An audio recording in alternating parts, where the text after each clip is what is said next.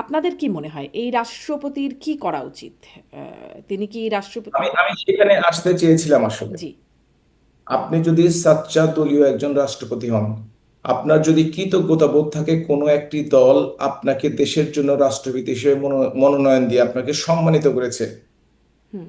আপনার উচিত ছিল যে আপনি যে কথাগুলো ইতিপূর্বে বলেছেন, বঙ্গবন্ধু শেখ মুজিবুর রহমানের কথা বলেছেন, এখন আপনি জিয়াউর রহমানকে সমপর্যায়ে নিয়ে আসার চেষ্টা করছেন বা কাছাকাছি নিয়ে আসার চেষ্টা করছেন।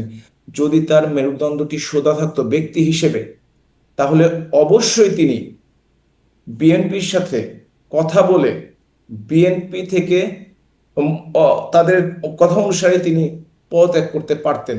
এখনো তিনি পারেন, এবং সেটি তার করার জন্য সম্মানজনক অবস্থায় থাকার জন্য, না হলে সারা দেশের মুক্তিকামী মানুষের জন্য, সারা দেশের স্বাধীনতার পক্ষের মানুষের জন্য এই শাহাবুদ্দিন চুপ্পু একজন ঘৃণিত ব্যক্তি হিসাবে উপস্থাপিত হয়েছেন এবং ভবিষ্যতে উপস্থাপিত হবেন, কোনো সন্দেহ নেই। কিন্তু এবং তাকে তো আপনারা নিশ্চয়ই তাকে তো ধরেন তার যে সম্প্রতি যে সাক্ষাৎকারটা এসেছে, সেখানে তিনি বলেছেন যে তিনি অন্তর্বর্তী সরকারের পুরোটা সময় কিভাবে একরকম অবরুদ্ধই ছিলেন, তার মতের বাইরেও অনেক কিছু করা হয়েছে, তার নাম দিয়ে অনেক কিছু করা হয়েছে, এই বিষয়গুলো তিনি বলেছেন। মানে তিনি আসলে, ধরেন আপনারা সবাই চলে গেলেন, সাবেক প্রধানমন্ত্রীও দেশ ছেড়ে চলে গেলেন, তাকে তো কেউ নিয়ে গেলেন না, বা তিনি ওই সময় কি করতেন মানে কমপ্লাই করা ছাড়া? তো আপনার কথার সাথে আমি একমত না যে সবাই চলে গেছে। বাংলাদেশ আওয়ামী লীগ এত ছোট দল নয় যে বড় মাঝারি ধরনের এক নেতা আর এই বর্তমানে খুঁজলেও 2000 লোক বাংলাদেশের বাইরে পাওয়া যাবে না। কোটি কোটি কর্মী সমর্থক, কোটি কোটি নেতা, কোটি কোটি সংসদ, শত শত সংসদ সদস্য এবং জেলা পর্যায়ের উপজেলা পর্যায়ের নেতারা বাংলাদেশে আছেন, তারা পালায়নি। মাত্র কয়েকজন পালিয়েছে দেশ থেকে। সুতরাং সেভাবে বলা যাবে না যে সে গেল না। তার যে রাষ্ট্রপতির ক্ষমতা ছিল, আমি বলি না, হ্যাঁ, অবশ্যই তাকে বাস্তবতা মেনে কাজ করতে হবে। কিন্তু যখন তিনি বুঝতে পারলেন আমাদের সেই ফ্যাসিস্ট ইউনূস সরকারের বিদায় হয়েছে, তখন তার উচিত ছিল পদত্যাগ করা। তিনি যখন স্বাধীনভাবে ইন্টারভিউ দিতে পারেন আর স্বাধীনভাবে মনের কথা বলতে পারবেন না, তা তো হয় না।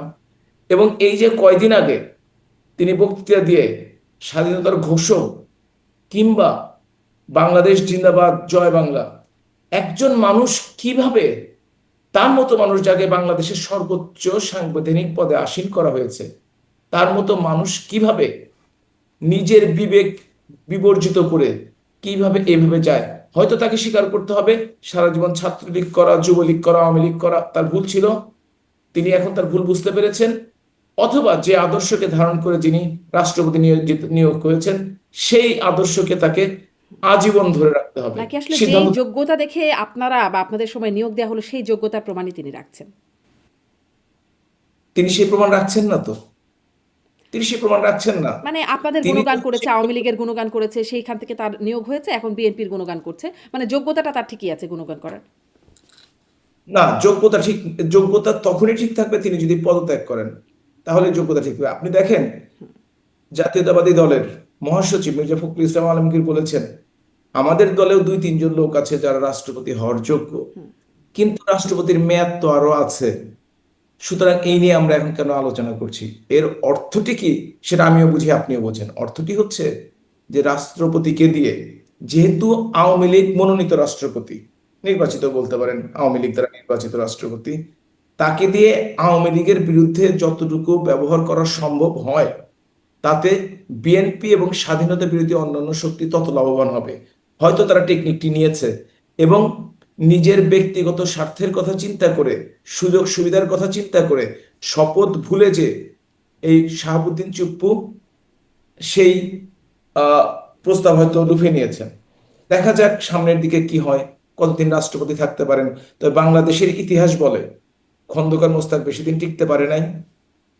বি চৌধুরী, বদরুদ্দোজা চৌধুরী প্রফেসর, তিনিও দলের সাথে আহ নীতি মেলার না কারণ টিকতে পারেনি। এবং বাংলাদেশের প্রায় কোনো রাষ্ট্রপতি, আব্দুর রহমান আমাদের ছাড়া, 2-3 জন ছাড়া, কেউ পূর্ণ সময় পার করতে পারেনি। সুতরাং আমরা অপেক্ষায় আছি যে কখন তাকে হেনস্থা হয়ে এই দলের রাষ্ট্রপতি থেকে বিদায় নিতে হয়। আমরা সেই দিনটির অপেক্ষা করছি। আপনারা সেই দিনটার অপেক্ষায় আছেন, কিন্তু আমার তিনি ধারণা আপনাদের তার যতটুকু মতো শাসনামল দলের, পাওয়া গেছে ওই সময় আমার টিকেছিলেন, ধারণা অন্তর্বর্তীকালীন সরকারে টিকেছিলেন, এখনো পর্যন্ত টিকেই আছেন। মানে টিকিয়ে থাকাই চরম সার্থকতা, সেটার একটা প্রমাণ মনে হয় তিনি দিচ্ছেন।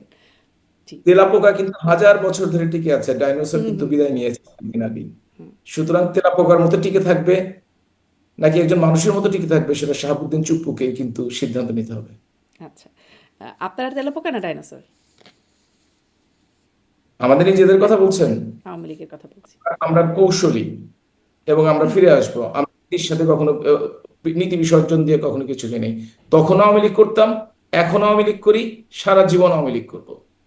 জি। এবং আওয়ামী লীগের জন্য আমরা কাজ করছি, জোর গলায় বলি হুম। আওয়ামী লীগের জন্য কাজ করছি। জি। অন্যায়ভাবে আওয়ামী লীগকে কার্যক্রম নিষিদ্ধ করা হয়েছে, অন্যায়ভাবে অর্ডিন্যান্স জারি করে একটি অনির্বাচিত অসাংবিধানিক সরকার আওয়ামী লীগের কাজকর্ম বন্ধ করেছে।